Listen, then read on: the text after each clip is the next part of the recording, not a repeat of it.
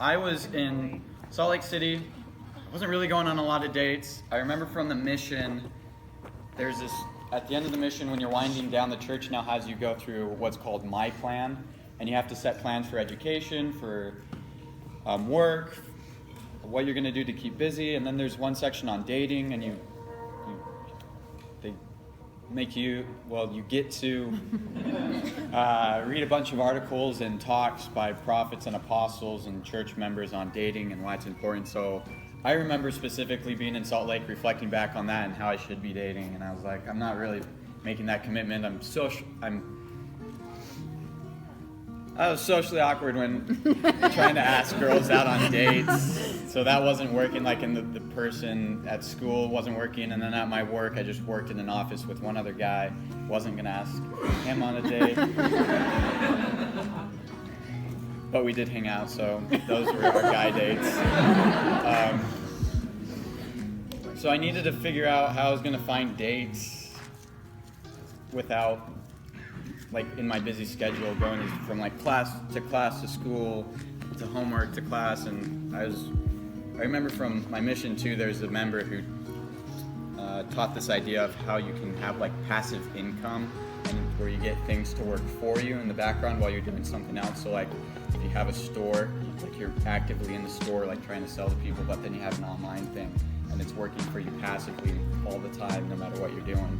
And that's a way to make money while you're not putting any effort into that. So I was like, what if I like try out Mutual, and like that can be working on finding me dates. I'll just put a little bit of time into that, and then that can like find me dates while I'm going to school and while I'm going to work and trying to figure things out.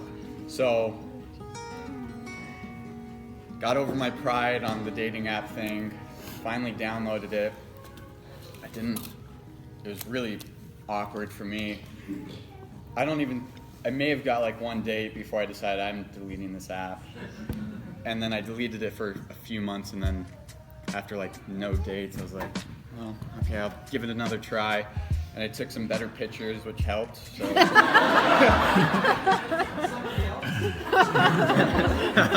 no, they're of me. They're the ones Grandma's like, you look like James Bond. I was like, and then Grandma was like, are these for a dating app or something? I was like, how'd she know? So she found out pretty quick, just guessing. But so went back on Mutual, had a few dates. They went really well. Had a lot of really good dates the second time around. And then there's this one night where usually I was able to get like, every time I'd get on, I'd be able to like match at least once every time I'd like open up the app. This one night, after like an hour with like no matches, it was like my pride was kind of hurt, so I kept going, and after like 4 hours, I still didn't have any matches on this app. And then there was one girl that caught my attention, and her name was Krista, and there's a picture of her rock climbing, like, and the bio said she liked outdoor stuff, and she also liked political stuff, so like those things too. And so I sat on that image for a long time trying to decide, like, and then I remembered I don't have anything to lose, so I swiped up and we matched. And so I don't remember the first things we said. It was probably my go-to for every Mutual match, which was, hey, are you good at breaking things? I really need your help. And then they reply, what, we're breaking something, or something like that. And then I was like, yeah, thanks for helping me break the ice. That's terrible. So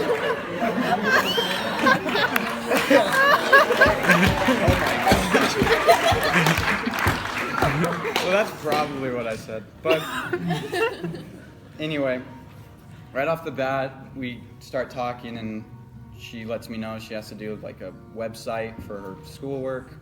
And I had just finished an IT class where I had to make a website using the exact same software she was using. So she asked for help, and I offered her help, and I like pulled up her website, and she she'd ask things like, does this work okay? And I'd give advice, and after a few weeks, I decided that was a good time to ask this girl on a date, so I did.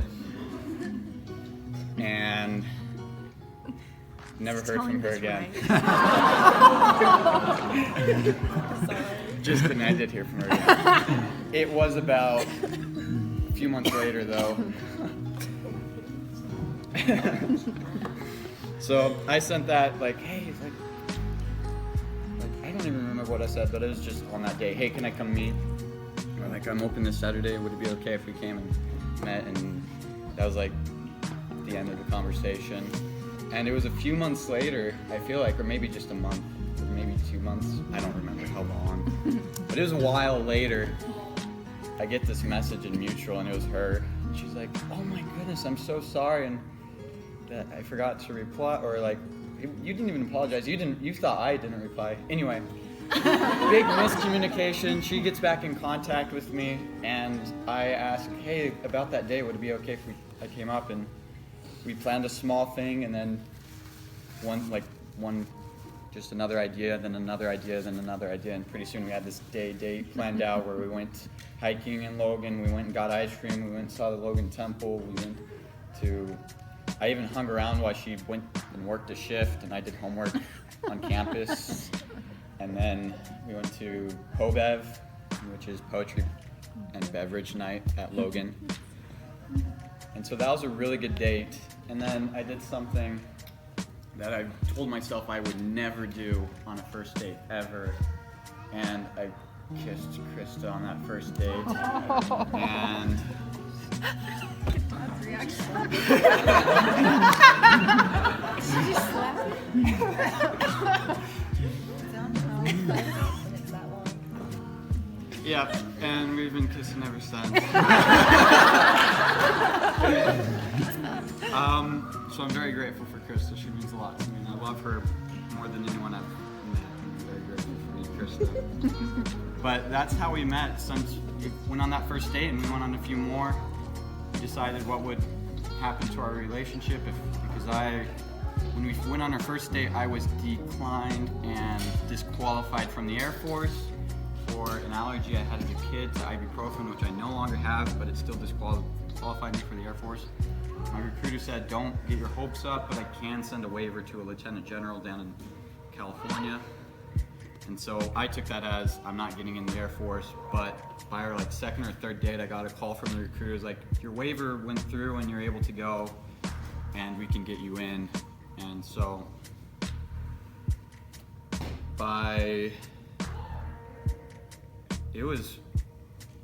oh my goodness, when was our Las Vegas trip? That was like It's a few Cannon's weeks wedding. before. When were you married, Cannon?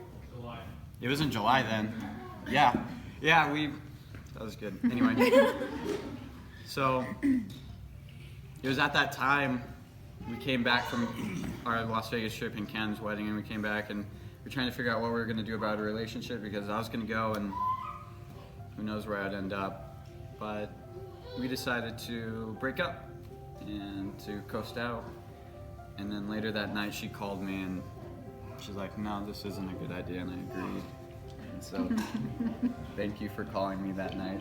I wouldn't be here if you probably maybe not be here if you hadn't done that, so thank you, Krista. And we started talking about marriage from that point forward. Or at least that night we played around with the idea, and we started playing around with the idea more, and it felt right, and we started praying about it.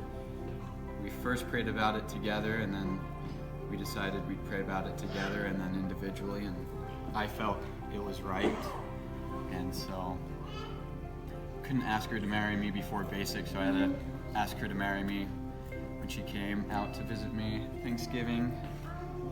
So thank you. And then here we are.